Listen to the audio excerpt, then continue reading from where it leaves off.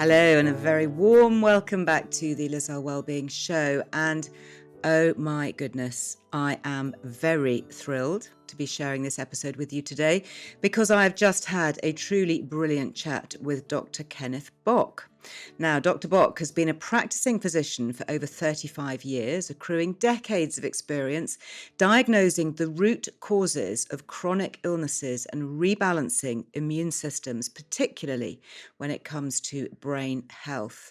After graduating with the highest distinction from the State University of New York at Buffalo in 1973, Dr. Bock went on to earn his MD with honours in 1979, and he has since become an expert in children's health over the course of his career, specialising in complex medical problems, including what he calls the 4A disorders, and that's autism, ADHD, asthma, and allergies. In his own words, he often takes over where other practitioners leave off, investigating the unanswered questions and pursuing the true causes of seemingly incurable mystery illnesses. His latest book is called Brain Inflamed, uncovering the hidden causes of anxiety, depression, and other mood disorders in teens and adolescents. And it is an absolutely fascinating look at the causes behind these mental health conditions that seem to have had just such a worrying rise in recent years, the recent year especially.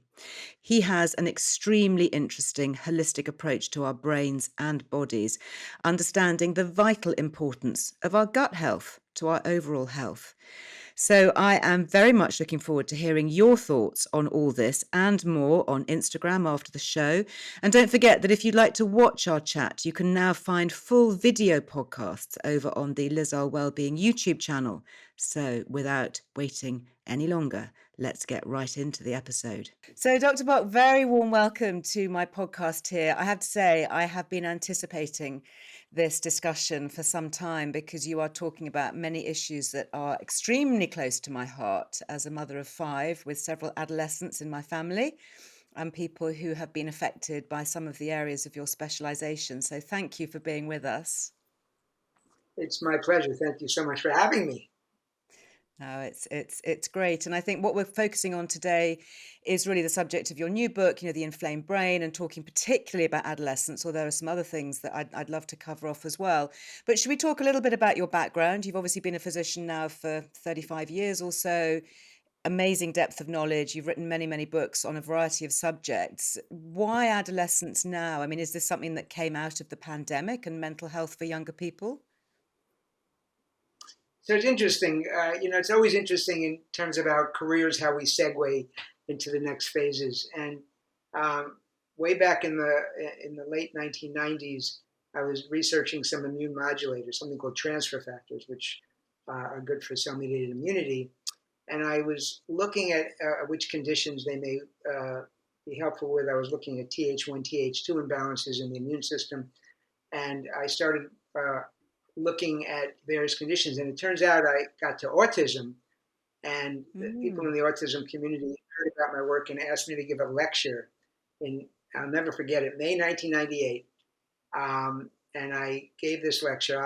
I'll never forget it because I eventually got very involved in the organization. But that first lecture was 5 o'clock. The last lecture, the last day, I figured everybody, they're putting me in. They didn't know me at the time. And I gave this lecture on transfer factors, and it turns out on some of my research on how it may relate to autism. And the audience took it; they were almost full. Nobody left for some reason, and I usually can give a pretty good presentation, so they really liked it. And all of a sudden, they loved this integrative approach that I had, which really many people were not doing in the late 1990s. And so autistic kids swarmed to my doors from all over the country and then eventually all over the world. And as I saw thousands of autistic kids, the parents started to ask me about their other kids who weren't in the spectrum, but had anxiety, depression, OCD, mood disorders. And so it turns out really that the same things apply in a lot of ways. They're not obviously the same, but the same approach can do the same results. And then I started looking at the inflammation in the autistic brain. An article way back in 1995 was really a sentinel article. And then more and more research in the 2000s, especially in the last 10 years, of Mm. inflammation in psychiatric disorders. And so I didn't really want to. My other book came out in 2007. I really waited for this book until I felt like I had something more to say. I just didn't want to jump and write Yeah. another book. The other book was very successful. And I Yeah. felt like it was important to address this whole population of teens and adolescents that are, quote, neurotypical, but have only neuropsychiatric symptoms, but yet really have inflammation and other things underlying it. And that's really, I mean, it's a long winded, but that's how I got to it, actually. It's very Well, there's a couple interesting. of things I I really want never, to go. No, I was just going to say there's a couple of things I really want to pick up on there straight away. The first is, for anybody listening, can we come up with a definition for integrative medicine? Because this is something that we're hearing quite a lot about. You are clearly, a classically trained medic and researcher. What is the definition of integrated medicine, and how does it differ from other, perhaps more conventional forms? so firstly, I'm going to tell you what it's not, in my mind. Okay. It's not a smorgasbord of a little bit, and this is nothing against any of the entities I'm going to talk about. It's not a little sprinkling of chiropractic with a little acupuncture and a little bit of meditation. That's what it's not. Those Okay. are various modalities that may be included as modalities in an integrative medicine treatment program. But for me, integrative medicine from a physician who is trained at a very conservative medical school, University of Rochester Mm. School of Medicine, and I've certainly used medications all the time. I refer people for surgery, but it's a mindset. It's much more than this sprinkling of modalities. It's a way of looking at problems, especially chronic issues, because I Yeah. think conventional medicine is great for the acute situations. No question, you fracture a leg, you want to see an orthopedist, etc. But it's the chronic illness that escapes. It's not really one one etiology, one disease, one vector, one disease. It's much more complex. Things are much more Mm. interwoven. So it's a way of approaching problems, looking at root causes, trying to look at all the interwoven variables, and then ameliorating them or remediating them. And that's why it's integrative. So you may use various types of evaluations, which may be very standard labs. It may be looking at certain labs in a deeper way, and an Mm-hmm. interpretation not being limited by being black or white, but recognizing, as some people would refer to integrative medicine as, quote, functional medicine. Um, Yeah. in a, you're looking at spectrums. You're looking at function. You're not looking at, like, your heart is either normal or you have a heart attack. Your thyroid is either normal or it's abnormal. There's a spectrum of function, and what may look normal at the lower end may not be normal for that person. So integrative Right. medicine is an appreciation of what may be interacting in a patient, and the Mm-hmm. subsequent investigation. I become like a medical detective looking for the things that I can remediate. And I will tell you that in chronic illness, it works really, really well. And that's why I've had so many success stories, and people travel from all over the world, because there's Yeah. some times when somebody has a thyroid problem that they need to be treated, even though their TSH is high normal and their thyroid T4, T3, the free T4, free T3 are low normal. When many doctors say, well, they're fine. Well, they're not fine if Mm. they're fatigued and constipated and depressed. You know what I Yeah. mean? So one has to recognize. So I would say integrative medicine. That's when integrative medicine fares the best with chronic illnesses, Mm-hmm. and for me, especially the difficult to diagnose, difficult to treat, the chronic fatigues, the Yeah. fibromyalgias, the autoimmunes, and these neuropsychiatric disorders. So Yeah. hopefully that Well, helps. as my Yeah. listeners know, I do have experience of that within my own family ongoing, so I'm especially interested to hear about it. And the other key word that you mentioned, and in fact, I guess the clue is in the title of your book, is inflammation. And certainly we're hearing here, and I'm working in the world of well-being, inflammation being used all the time in relation to almost every disorder, almost every form of dis-ease within the human body. How do you define it within the brain, and what is causing this, and how do we fix it? Well, that's that's quite a question. Is that an easy question? I love it. I love it. In a Wouldn't be nutshell. so easy. Well, I think first we have to differentiate between an inflammation between acute inflammation and chronic inflammation. All your listeners will probably understand acute inflammation. That's if you cut yourself, let's say on a stickler, and or you sprain something and you get swelling and redness. That's acute inflammation, and that's part of the healing process. You're trying to heal a wound that you got walking in the woods, let's say, and you get a little redness around it and stuff. Hopefully you don't get pussy discharge from infection, but part of the healing process is inflammation, and that's healthy inflammation, and then it resolves. But overwhelming inflammation or persistent inflammation that doesn't go away becomes chronic. That's a problem, and that's what we're looking at in these chronic illnesses. And the inflammation can be present, you're exactly right, Liz, in every single organ system. So we can look at even cardiac disease, the blood vessels. It's not only cholesterol, as was kind of mistakenly thought of for so long. The inflammation is a very important part. The blood vessels, you can see inflammation in autoimmune disease in joints and skin, like psoriasis and arthritis. And here you have inflammation in the immune system, where there are some immune cells that get upregulated, and they produce all these inflammatory mediators that and a lot of it emanates in the gut, which we'll certainly be able to talk about, but emanating from the gut frequently, getting through what we might call a gut with increased permeability or a leaky gut, allowing these systemic inflammatory mediators to get up towards the brain to this barrier called the blood-brain barrier that's supposed to protect the brain. But in essence, these inflammatory mediators and or infectious agents may cause that blood-brain barrier to become more permeable. And even stress can do this in the gut and the brain.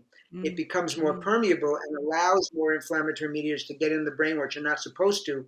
And then there are these immune cells in the brain called microglia that get these messages that they get then upregulated and overactive. It's a feed-forward network of producing more and more inflammatory mediators, and the neurons actually get inflamed to the point where they may even die, and then they end up letting their contents, because they get so inflamed, and then you get whether it be cellular immunity or immune globulins directed against, and you can get inflammation and even autoimmunity, and it's a mess. It's really a mess. And the thing is, the symptoms can only be psychiatric sometimes, which is there's more and more research in the last decade about neuropsychiatric disorders and brain inflammation. In other words, that there's something more than just psychological stuff. That's the whole purpose I wanted people to understand.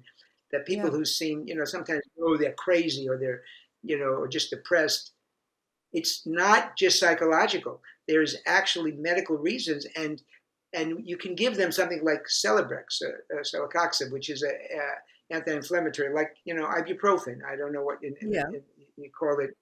It's Advil here or Motrin, but I don't know what it's called in England. But it's ibuprofen, and Celebrex may have another name, but they're anti-inflammatories, and they can actually help psych symptoms. And it's not a psych med; it's an anti-inflammatory. That is so fascinating. And, I know a lot of people listening will perhaps have children or grandchildren, or know of children who are diagnosed as being on the spectrum, whether we're looking at autism or ADHD or other conditions. Is this something that children tend to be born with, or is this something that develops as a result of perhaps leaky gut or an inflammation issue that happens in childhood? I think you're born with potentially a genetic predisposition, but I don't think you're born with it. I think one of the things I do in one of the earliest chapters in the book is talk about this immune kettle, where there are different layers that add up in a person. And at the top of the kettle, when you boil over, like if you're boiling water, and it boils over, that's when you get symptoms. So the lower down you are, let's say, the lower down you're in the kettle, the more you can accumulate and handle without going over and getting symptoms. And the genetic predisposition is the lowest layer, and it varies in size. So somebody with really, fortunately, good genes may have a very thin genetic predisposition that allow them the opportunity for more reserve. But somebody with, unfortunately, maybe bad genetics may have a very high genetic predisposition. And then when you add things to it, like infections or nutrient deficiencies or hormonal imbalances, or allergies, you then rise up, and then you put stress on that. And the interesting thing is, stress can be so large, it throws people over and into symptoms. And so it's so easy to say, oh, it's stress. They forget all the other layers of the kettle that made this person predisposed to stress throwing them over. Some people can tolerate much more stress than others. The stress is, if you look at the literature, it's really, stress causes systemic inflammation. And I don't want to disappoint people, but it's really important to recognize that in terms of how we deal with stress, because stress indeed causes systemic inflammation. Which is, of course, not good news for any of us living in the last 18 months or so, because we've been surrounded by such societal stress on every level. And, are you concerned as a physician of the impact on our brain health? Totally. I mean, I think with the isolation, loneliness, there's been so much more depression, especially in adolescents. I mean, I see thousands of adolescents, and this has been so hard on children as well. I say the transitional years are the hardest. Kids going to kindergarten for the first time, high school students graduating, they miss their graduation, they miss their proms. Sure. College students, you have kids like right? Freshmen in college. It's very real. Yeah. So and I think it's been a very difficult time, obviously, for most, and hopefully, we are coming out of it here. I hope it's similar in England, but I hope so. To be able to hug. Yeah, I think you guys are a little bit. I mean, to be able to hug a friend. I mean, I'm a big hugger. I think hugging is very important. Yeah, and my mum, I was brought up to hug. She used to have this rule. It was 3 hugs a day. And she was like, "Have you had your 3 hugs today?" I mean, that's a minimum in my book. Yeah, she was very forward thinking. Interesting talking about the things that can trigger with children, because something that I've become aware of here, and I know that you cover this also, is the fact that acute inflammation or infection can trigger some of these serious psychiatric conditions. So I've become aware of something called PANS here in the UK, which I'd love to talk about, where parents whose children experience, it might be something like tonsillitis, or I think you call it strep throat in America, or they have exposure to, sepsis or a severe bacterial infection. And then suddenly their brain behavior changes. They develop OCD, or they develop tics or compulsiveness or acute anxiety relating to an infection. Can we talk about that? Totally, because I think that's, there's it's one of the largest chapters in the book, because it's very fascinating to me. It's probably the largest growing part of my practice, because a lot of these parents have been told their kids are just anxious, or, or the parents are just being too, whatever. And it's not the infection itself that does it. It's the infection produces an immune reaction, and that immune reaction can be misdirected to parts of the brain, especially the basal ganglia, which are deep inside the brain, very small, but they're involved with emotions, they're involved with movements. That's where you can get tics, or even chorea. I mean, tics, like this, or blinking, just sort of shaking your head and rapid eye movements. Or chorea. Chorea can even be like, I have kids, you can't imagine what they just throwing their arms up in the air. Oh, yeah, I mean, it's pretty dramatic, and it's easy to, they're just anxious. No, it's because the basal ganglia is affected. And the reason is because, specifically with strep, which is one type, we call that Pandas, which is a pediatric autoimmune neuropsychiatric disorder associated with strep. Yeah, I've heard of that. Yeah, there's a very good charity actually in the UK covering that, which I'll mention at the end. Yeah. Yeah, so that's Pandas. Then in 2012, they expanded Pandas to PANS, pediatric acute neuropsychiatric syndrome, because it's not just strep, it's mycoplasma. It can be viruses like herpes. It can be Lyme disease and Bartonella, tick-borne diseases. So we have to be really aware of all the things that can cause it. But specifically in the case of strep, the strep bacteria has something that's called an epitope. It's a tiny piece of the strep that is exactly the same as a tiny piece of the basal ganglia. I'm talking about a tiny piece.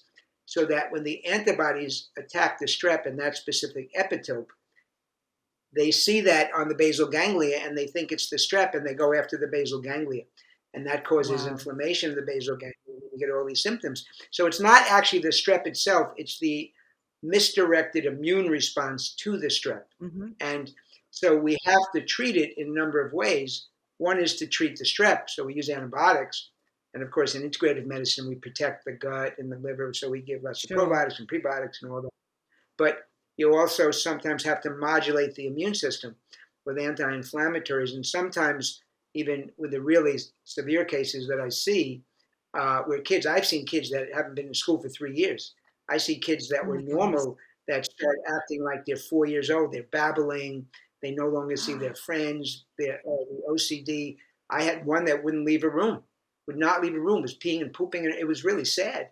I had another where Yeah. they could not be in the house with a father or a brother, and the father and brother had to move out for 2 years, Oh um, my because goodness. it's no, it's, and you think, oh, it's great. Well, it's Yeah. real, and we need to do. Then we do this thing called IVIG, which is this major 2-day IV. It's very expensive. It's very intense, but it can, Mm. and one's not magic, but sometimes you do that every month for a few, and you can turn these Yeah. kids around. With everything else, we do a lot of natural Sure. anti-inflammatories, but the Sure. key is always to try to get what's driving. See, that's the point I would want Yeah. to make.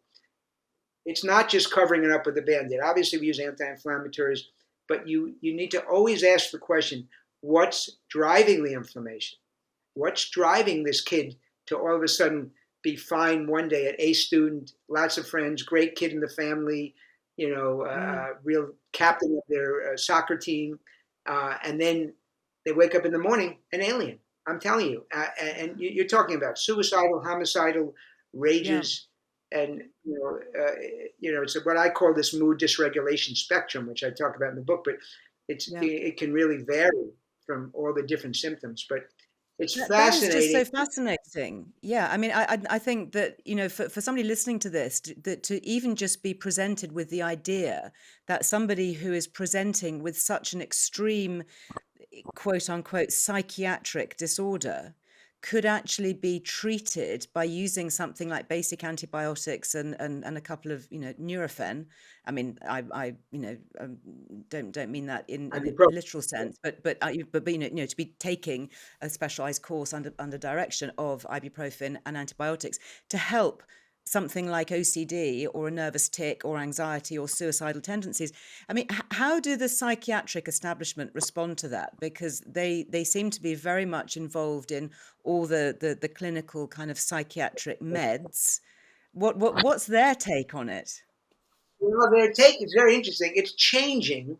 It depends where you are. There are pockets Hmm. in the states where I hear the parents say, well, they don't believe it where I am. There may be a city and the medical school there where they have Mm. experts that say, we don't believe this exists. Now, I have to be honest, I don't know how you can say that because there's all this literature and I have Right. tons of cases, and it's not placebo. It's not placebo, trust me.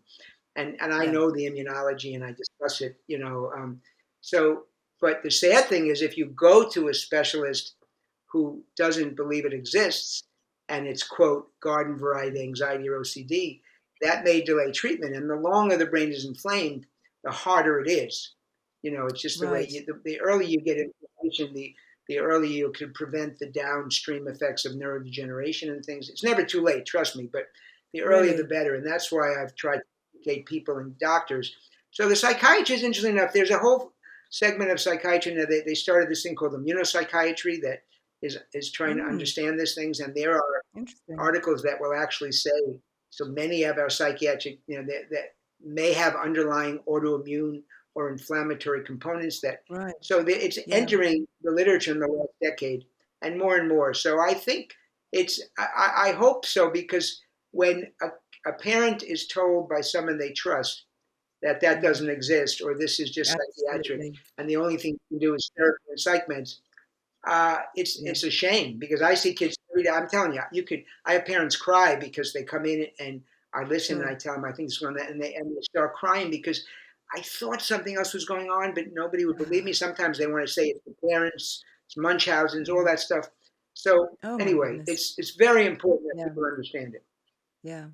In the Yes. UK, and I imagine it's the same in the US where you are, we are seeing more and more reported cases of ADD, ADHD, this kind of aggressive, compulsive, outbursted, distracted, lack of focus.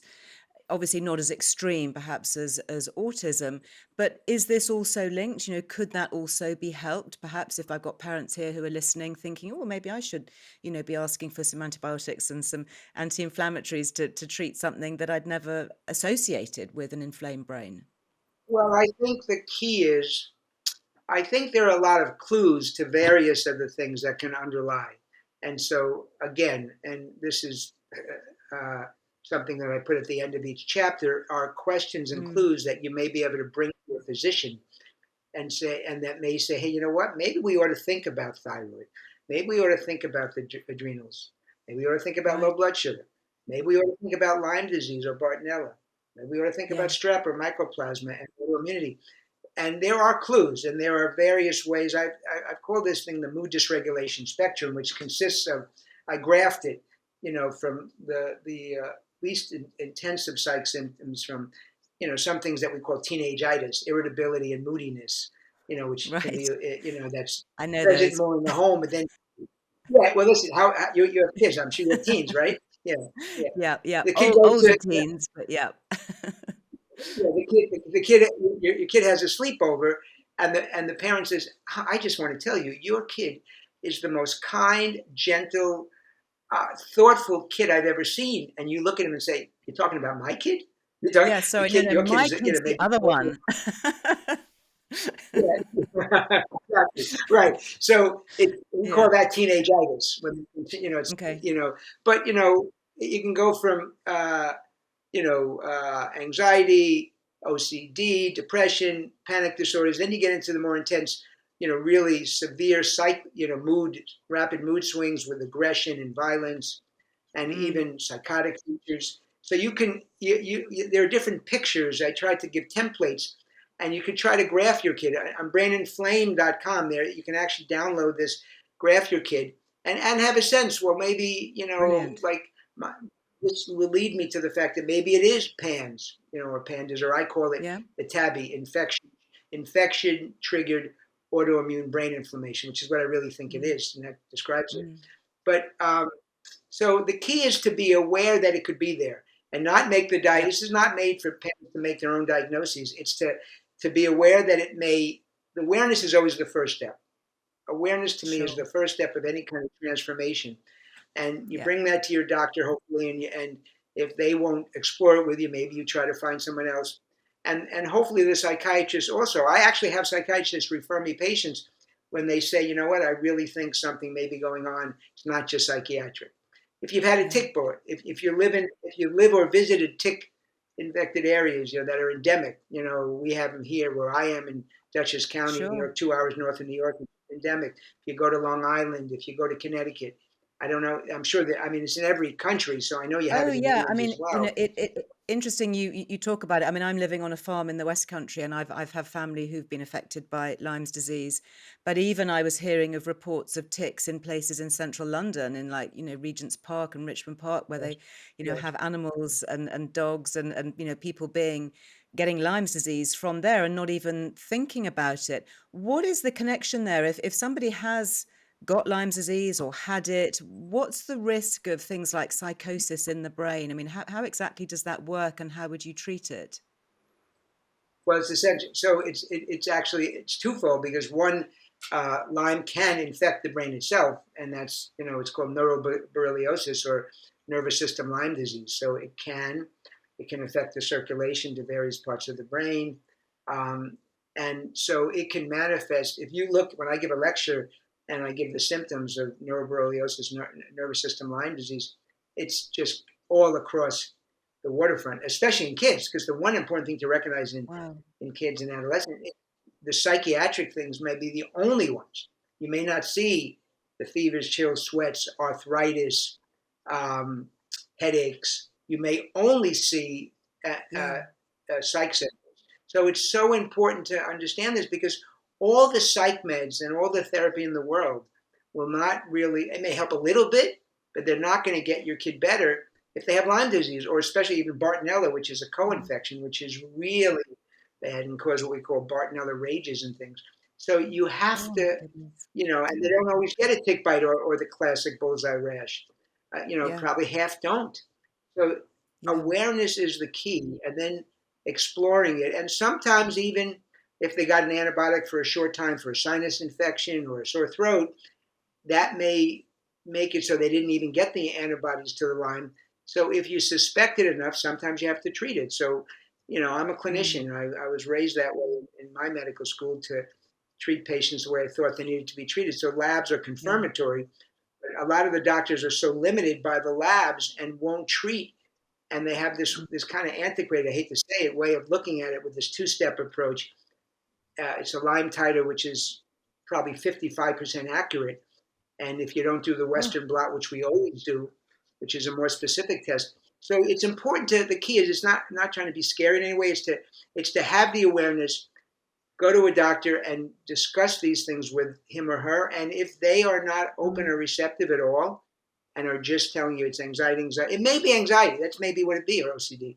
But yeah. if you're missing these other things, it doesn't bode well for your kid. That's the point I like to make, really. And moving on to adults, again, the same holds true.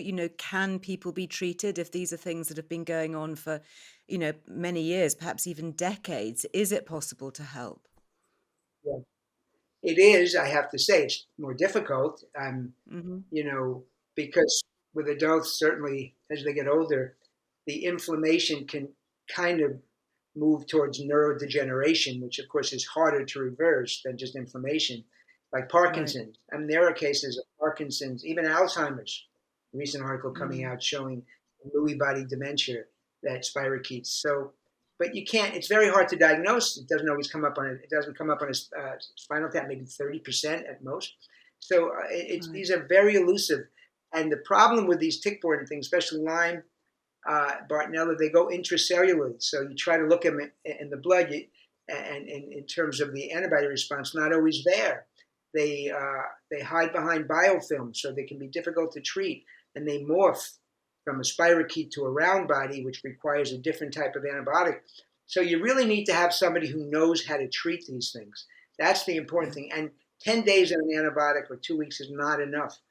No. Even for a tick bite, we treat a tick bite for 3 weeks, and Yeah. unfortunately, I'm not really very bullish on this two pill approach to a tick bite, because Yeah. I've seen many people who got that and later on got Lyme and it was missed because they said, oh, I had a tick bite but it was treated. Well, we really feel, and I built my career in the early '80s on treating kids who were getting ear infections, getting multiple antibiotics, and I would have to treat their guts with probiotics and Yeah. treat them for what we call a yeast, a Yeah. fungal dysbiosis from overgrowth from the antibiotics. So I was never a huge antibiotic person, but now because I treat so much Lyme Mm. and tick-borne and the you have to be able to use the antibiotics because they really help, but Yeah. you have to protect the patient. That's one of the keys. You have to Yeah. protect the patient's Yeah. gut and the microbiome and all of that. Yeah. Mm. I know people, adults with Lyme's disease who really have been most successful with using something like doxycycline for a minimum of 6 weeks here. Yes. Yes. Totally. Exactly. Yeah, Exactly. very interesting. Let's move on to talk about nutrients, perhaps, because I know that there are doctors, integrated and functional medicine doctors here, who are very interested in the role of minerals in the brain. And particularly when Yeah. looking at things like ADHD and ADD, looking at a high copper load and a low Yeah. zinc level. Is this something that you also look at? Yes. That's the Pfeiffer approach. It's the Carl Pfeiffer approach, and Yeah. it is true that many of the kids I see, including even in the spectrum, but in kids with psych issues, can have a high copper and therefore need zinc because zinc antagonizes copper, and they're Mm. low in zinc. And also they have this thing called cryptopyrrole, so they need zinc and B6. So nutrients can Yeah. really definitely affect uh, psych problems, no question.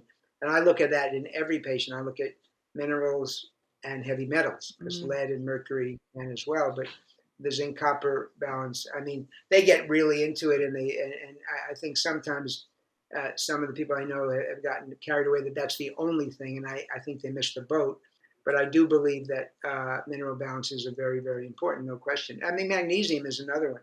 Zinc and magnesium are cofactors in so many hundreds of metabolic reactions, and most people are magnesium deficient as well. So, Yeah. and that can cause, anxiety, because it's a very calming nutrient. And Sure. the key I would say about nutrients is that it's not enough just to use a nutrient. You have to use the proper doses. So my thing would Yeah. always be proper nutrients at proper doses. And a Yeah. lot of people get a multiple and they think, I have everything in this multiple. And if you look at the actual milligram, it may be micrograms. So they say 100 Yeah. micrograms, which is zero point 0.1 milligrams. And they think, wow, I got 100. Well, the micrograms is nothing, but it's put in there to be deceptive, I think, unfortunately, because it's Mm. really a matter of dose matters. It Yeah. is. Same thing with the zinc copper ratio and zinc and B6. Dose does Yeah. matter. And so we use our nutrients like medicines. You have to dose them Hmm. appropriately. Yeah. I mean, Yeah. I have direct experience of this, which I've talked about before, with a member of my family with acute anxiety who was massively helped by very high doses of vitamin D. She was found Yes. not to be transporting or absorbing vitamin D very well. And literally within 4 days of having, what would be considered high doses of vitamin D, completely changed mood and anxiety and sleep. Is vitamin D something that you also use? Yeah, totally. In fact, it's funny you say that because that's probably goes to the genetic predisposition that they don't handle Yeah. zinc, they don't handle vitamin D very well, whether it be the Yeah. receptor or what have you, and so they need higher doses.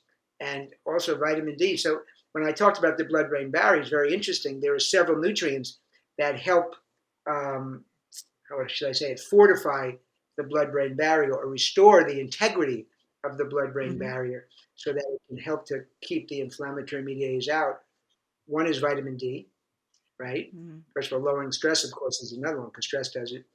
But Yeah. also there's Veritral in red Really? grapes and red wine. Yeah, Oh red yeah, wine. That's Veritral is great really news. good. Yes, it is very good news, especially for Excellent. my friends, the Europeans. And we love our Yeah. really good red wine. And so, and I use supplements because I use higher doses, and you know, to get those Yeah. higher doses, you may have to drink a lot of wine, so that may Yeah. be a problem. Yeah. Best sleep. But resveratrol is really really very important in that. And there are many Very nutrients. Curcumin we interesting. use. Curcumin and turmeric is Yeah, a and turmeric. very potent anti-inflammatory, very potent. So we use all these So things in interesting. concert. Yeah. Yeah, because I mean, it's literature. This is not just like, that's what I'm saying. This is Yeah, all I hear it. supported. When I give Mm. lectures, I have Hmm. all the citations, um, Mm. and we're learning more as we go. But I think the key is also so you want to balance the microbiome because when you can Yes. balance the microbiome in the gut and you can help restore the integrity of the gut lining, there we would also use maybe Mm. zinc and glutamine, um, and then you also then can add some of the other nutrients specifically for the blood-brain barrier, and you really can help quiet inflammation. This doesn't happen right away because it takes a Mm. while for the nutrients Yeah. to be assimilated. Also, anti-inflammatory omega-3 essential fat, the fish oils, they are Yes. anti-inflammatory, and they can Yes. also help. So we really do a whole very like kind of, that's where I'd say an integrative anti-inflammatory program with also an anti-inflammatory diet. Sugar is inflammatory, gluten and dairy can be inflammatory, especially in Yeah. certain patients. So a lot of times we'll put people, and they're not celiac, most of them. Occasionally we find a No. celiac, but many of them will have a gluten sensitivity or intolerance. And by taking that away, sometimes dairy, you have to make sure you give calcium and magnesium, taking away the dairy, Sure. that you can make a big difference in quieting down the inflammation. And it's amazing to watch. It really is amazing to watch. I mean, we've I'll seen I bet. mean, it can take a long time. It can take a while for some of these Yeah. kids. I mean, some of these kids, the stories are heartbreaking. I mean, literally. Mm. And I think, I've told some of them in the book, and when I hear them, the Mm. parents a lot of times start crying because finally they found someone who listens. And also, I can never tell anybody I'm going to definitely help you, but I think, I think I may be able to help you because I think there's brain inflammation, and I think there may be something. We're going to try to figure out what's driving it, and then we'll try to remediate it. And luckily I've been fairly successful in the approach, and that's why my staff says, "You're going to retire, doctor." They're worried about me retiring. So why would I retire? I love it. I love it. It's just Yeah. it's very gratifying to Well, bring that's back a these very lives. positive note to end on. And, I highly, highly recommend your book. And I just think that so much of what you're talking about is going to really resonate with people listening. I'm very glad to hear that you're not going to retire, and I hope that we can come back and No, perhaps revisit some of the other things in the future, because this has just been such a fascinating conversation. Thank you so very much for your time. no, my pleasure. It's really nice to meet you and talk. It's great. Thank you so much. Thank you. Well, wasn't that just so interesting? And that is it for today's episode. Lots of resources to take a look at. You will find those in the podcast notes. You will find them in the links on lizearlewellbeing.com. So do please go there. Or if you're watching this on YouTube, you can click the links below. A huge thanks to Kenneth for joining me. And as always, we do put all the information up that you need to access so much of what we talked about. You can also head to lizearlewellbeing.com, and there you can sign up for the free weekly newsletter packed with so much information on all things to do with well-being, mental health, and more. Before I go, huge thanks to all of you who have left us such lovely reviews for this little podcast. It really does help others to find the show and potentially the real life-changing help that they might need. So thank you for that. And thank you for clicking those little 5-star review buttons as well. It's very much appreciated. Until the next time we chat, go well. Bye-bye.